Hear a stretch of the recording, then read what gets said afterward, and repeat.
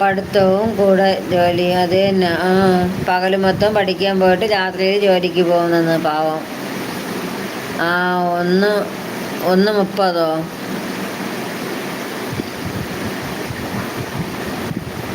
രാത്രിയിൽ 1:30 തട്ടുകടയിലോ?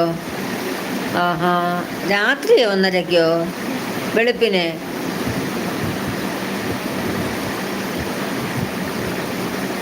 ആണെന്ന്.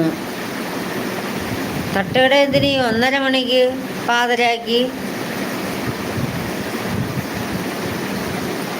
ആ, അതേന്ന്.